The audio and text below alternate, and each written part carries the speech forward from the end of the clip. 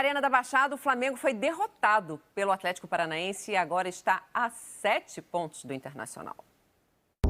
A imagem de um Flamengo que parece não falar a mesma língua, sem sintonia entre técnico e jogadores. O Gabriel, quando saiu, reclamando que ele deu muitas opções e que não recebeu essas bolas em profundidade. E eu até dei razão a ele. O Atlético Paranaense soube aproveitar as fragilidades do adversário e bombardeou o gol de Hugo Souza. Bola voltou no Kaiser, arrumou, bateu! Hugo de novo!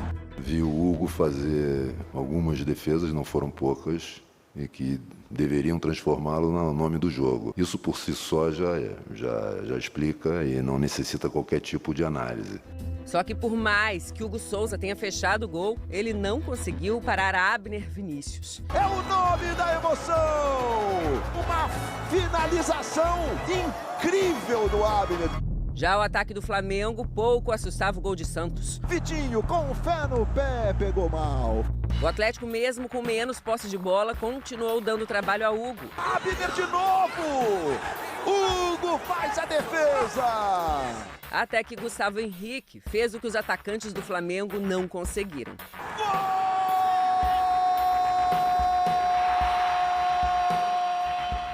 Mas mesmo depois do gol, o Flamengo não conseguiu impor aquela pressão. E quem criou as melhores chances foi o Atlético. Hugo ficou na dúvida, Kaiser, Hugo, Felipe Luiz, tira dali! No segundo tempo, os problemas do Flamengo continuaram. O Rogério Ceni fez as substituições que tiraram os torcedores do sério, além do próprio Gabigol. Pedro entrou no lugar do camisa 9 e mais uma vez os dois não tiveram a oportunidade de jogar juntos.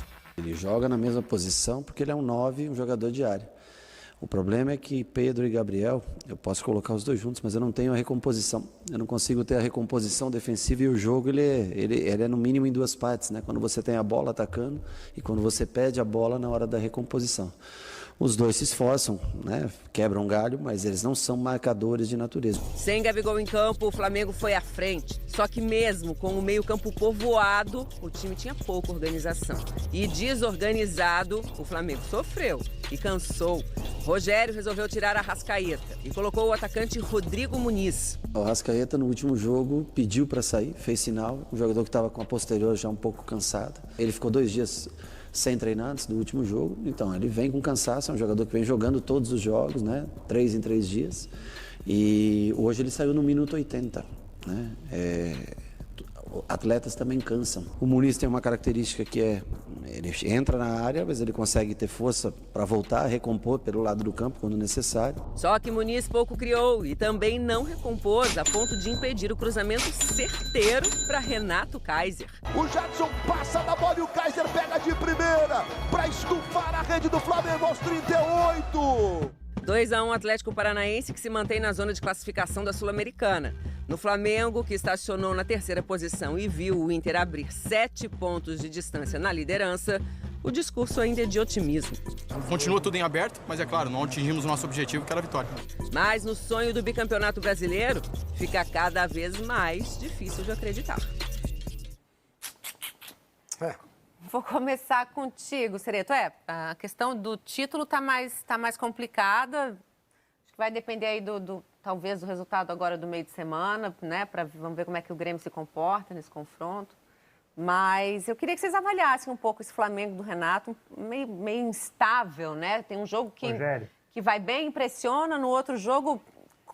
eu falei Renato, né? Perdão, gente, Rogério. Outro jogo muito bagunçado, Cereto. Bagunçado é a palavra para definir o jogo de ontem, né, Jana? Você foi perfeita, você foi precisa. E o Rogério Ceni começou a atrapalhar. Muito ajuda quem não atrapalha, e o Rogério Ceni precisa saber disso. Né? Quando começa a explicar demais, o Rogério Ceni toda hora está tendo que explicar demais, é porque o negócio está meio confuso. Ontem ele errou na escalação, ele perdeu uma grande chance de começar com o Pedro e com o Gabigol, né, com os dois. Embora ele diga que não dá para jogar os dois, aí depois ele faz as alterações e ele tira o Gabigol, que saiu reclamando, né? E bota... Não dá para você tirar o Gabigol, você precisando ganhar o jogo. Como é que você tira o Gabigol? precisando ganhar o jogo. Aí você bota o Pedro e depois você bota o Muniz, que é o segundo centroavante. Então, não dá para jogar Pedro e Gabigol juntos, mas dá para jogar Pedro e Muniz juntos. Sabe, tá ficando esquisito o negócio. Eu ainda acho que o Flamengo é o time que pode tirar agora, nesse momento, o título do Internacional, que o Internacional passa a ser o favorito. Acho que o São Paulo já desmanchou, né? Mas a gente fala daqui a pouco sobre isso. Só que o Rogério Ceni tem que facilitar, né? Tem que parar de atrapalhar. Lofredo. As substituições são bem contestáveis. Embora ele tenha justificativa para todas, porque ele é uma pessoa muito inteligente, boa de palavras, então ele, na verdade, ele tem uma convicção, ele teoricamente sabe o que está fazendo, ou pelo menos tem a explicação para aquilo que está fazendo. Só que, como o Cereto disse, como é que você desiste do Gabriel precisando ganhar o jogo? Eu quero colocar o Pedro.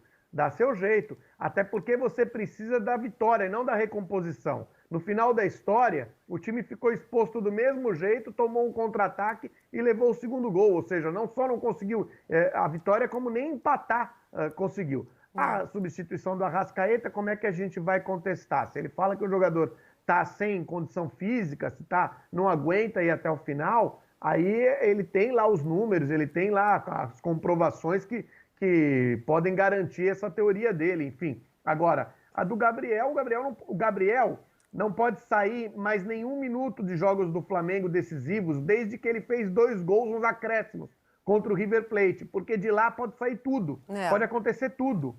Você não pode tirar um jogador decisivo como esse, com esse poder de decisão, quando você precisa ganhar o jogo, ainda que você tenha o Pedro como substituto. Mas aí tanto o Pedro como o Gabriel, para poderem marcar, tem que ter organização ali no meio campo, né? A bola tem que chegar direitinha também. E ontem, nem Everton Ribeiro conseguiu mostrar o futebol que a gente está acostumado a ver, enfim. Isso também é verdade. O Everton Ribeiro está abaixo. Isso. E o Everton Ribeiro caiu muito de produção. Tem que haver uma explicação, deveria... Eu não vejo o Everton Ribeiro, por exemplo, dando entrevista, ele poderia falar mais sobre isso, porque outro dia, por exemplo, na última convocação, ele foi convocado para a Seleção Brasileira e merecidamente convocado para a Seleção Brasileira, porque ele estava muito bem, só que de lá para cá, eu não sei se foi a seleção que fez mal para ele começou a cair demais de rendimento, e ele é um jogador que faz muito a diferença, então é verdade que a bola também não está chegando no ataque.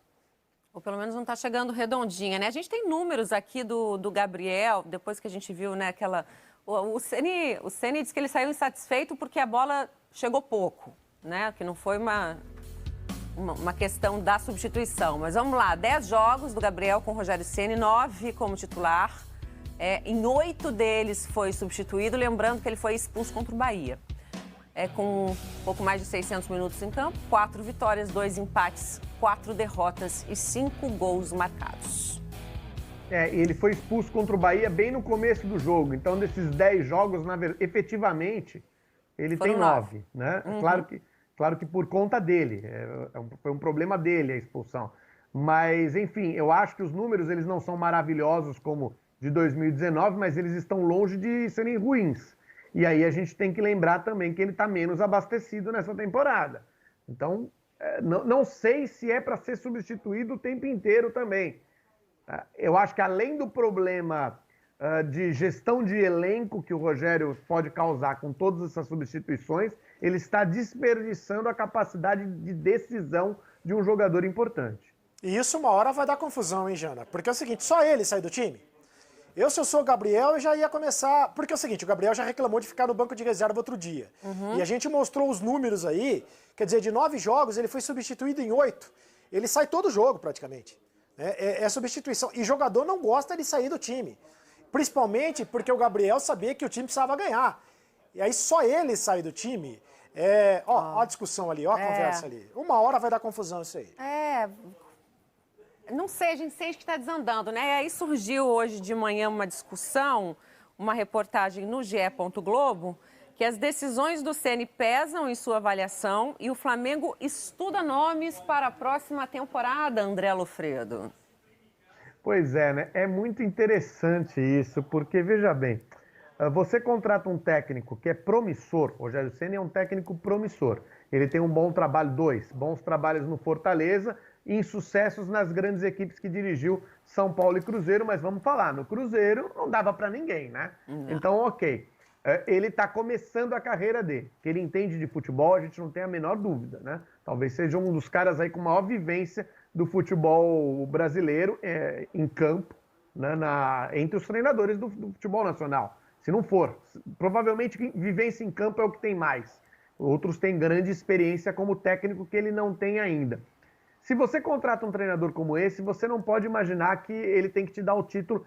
Claro que com o elenco do Flamengo e a exigência da torcida do Flamengo, que pensa que 2019 vai ser um ano que nunca vai acabar, ou seja, o Flamengo não vai parar de ganhar nunca mais, vai ser com essa equipe campeã sempre, tem um peso sobre um técnico iniciante. Veja só, esse time do Flamengo foi espetacular na temporada passada, mas ele pode perder. Ele quase perdeu para o River Plate, ele perdeu para o Atlético Paranaense, mesmo com o super time. Então, não sei se não se deve dar tempo para que um técnico, ou pelo menos quando se contrata um técnico com esse perfil, não tenha que se ter a expectativa de, pode ser que num primeiro momento, pela inexperiência dele, o negócio não ande, mas vamos contratá-lo com a expectativa de promissor que mas lá na frente ele possa dar resultado. Cereto, quer falar sobre isso? Eu acho que você tem que ter a convicção de quem você contratou. Eu não sei se a direção do Flamengo ou se a direção de algum clube tem convicção quando contrata o técnico, né? Porque aí se você tem convicção de quem você contratou, depois você faz, claro, a avaliação do trabalho no dia a dia para ter a convicção no caso de manter o técnico ou demiti-lo. Eu não vejo problema em demitir o técnico, desde que você tenha convicção e motivos para fazê-lo. Né? E me parece que isso não acontece no futebol brasileiro. Fica muito em cima da pressão, muito em cima da questão dos resultados e tudo mais. Em tese, o Loffredo está coberto de razão. Se você contrata o Rogério Ceni, você não vai esperar que no primeiro ano, pegando o Flamengo com o bonde andando, ele já vai dar um título para o Flamengo. Então, em tese, ele não pode ser demitido. Ele tem que continuar para a próxima temporada. Mas tem que haver um motivo ou para manutenção, a convicção, ou para permanência, ou para o desligamento do treinador. Exatamente. Eu acho que a gente não debateu ainda sobre essa questão do Pedro e do Gabigol, né, jogarem juntos. Assim, acho que o Cereto deu uma pincelada, Loffredo, queria te ouvir também. O Rogério tentou dar uma justificada ali, a questão, né, da marcação, que defensivamente o time fica mais exposto. Você tem que buscar uma outra alternativa. Se você não tem a recomposição de um dos seus atacantes, você vai ter que limitar um jogador, como ele já fez várias vezes, inclusive ele tem feito com o Everton Ribeiro. Ele tem limitado as ações do Everton Ribeiro, as ações ofensivas do Everton Ribeiro, para beneficiar o setor defensivo, para dar um pouquinho mais de equilíbrio. Enfim, você tem que criar alternativas. Você não pode ter dois jogadores desse nível e falar que eles só podem um substituir o outro, senão o investimento não vale a pena. Você tem que ter uma possibilidade de, ao menos com o jogo em andamento, diante da necessidade da vitória, ter esses dois jogadores como alternativa para jogarem juntos. Já acho que o Gabigol pode não fazer a recomposição, mas ele faz a movimentação saindo da área. O Pedro lá dentro, eles podem se complementar na parte ofensiva. E às vezes, em determinado momento do jogo e do campeonato, você vai ter que abrir mão e vai ter que se expor, com o perigo de tomar 2-1 do Atlético Paranaense, como tomou do mesmo jeito. Sim, você me deu a deixa para falar do Atlético, embora a gente tenha destacado aqui que o Flamengo estava bagunçado em campo, a bola não chegou. A gente tem que valorizar também o que o time do Autuori fez, a forma como conseguiu anular esse Flamengo. A gente até brincou aqui na semana passada, Cereto, que é meio kármico isso. O Flamengo tem extrema dificuldade de vencer o Atlético lá em Curitiba. Raríssimas vezes isso aconteceu. E me parece que o Kaiser encaixou direitinho. O Atlético encontrou seu goleador. Eu fui ver os números depois. O Flamengo ganhou do Atlético Paranaense em Curitiba só 3 vezes na história e 2 vezes recentemente com o Bruno Henrique em campo, que era o Super Flamengo. Ontem o Bruno Henrique também estava fora de campo e o Flamengo voltou a perder para o Atlético Paranaense. O trabalho do Paulo Autuori é excelente. Quando o Paulo Autuori chegou no Atlético Paranaense, não foi nem para ser técnico, né? E ele não será o técnico do futuro, ele quer ser gerente de futebol, gestor de futebol. O Atlético Paranaense estava correndo risco de rebaixamento. O Atlético Paranaense faz uma campanha de lá para cá, desde o Paulo Autuori, espetacular, muito boa, de recuperação dentro do campeonato. E me arrisco dizer até que se o Paulo Autuori estivesse ainda no Botafogo, talvez o Botafogo não tivesse totalmente rebaixado, como está, né? Está praticamente rebaixado. O Botafogo ia brigar para... O Botafogo era melhor com o Paulo Autuori. O Paulo Autuori faz bom trabalho já faz um tempo. Lofredo. Essa vitória é uma vitória marcante para o trabalho, tá? Porque os últimos jogos do Atlético em relação a resultados não são resultados grandiosos. Perdeu para o Bahia, empatou com o São Paulo, é verdade, é um bom resultado, mas o São Paulo está em queda de rendimento vertiginosa. Aí ganhou do Vasco, que está numa situação também bastante difícil, ou seja, conseguiu superar adversários mais lá na parte de baixo da classificação. E agora sim, faz um jogo em que prende o Flamengo, atrapalha muito a criação do Flamengo, limita muito a criação do Flamengo, coloca o goleiro do Flamengo para trabalhar, porque ontem o Hugo foi um dos melhores jogadores do Flamengo, fez defesas importantes, e tem realmente uma apresentação de alto nível que dá uma certa tranquilidade para a finalização da temporada para o Atlético. Agora, o Paulo Autuori vai precisar decidir, porque ele não pode ser, eu sou técnico, eu sou gestor. Eu sou gestor, eu sou técnico. Agora eu sou gestor, mas se o técnico cair, eu sou técnico de novo. Porque quem vai trabalhar debaixo dele não vai ter tranquilidade para trabalhar.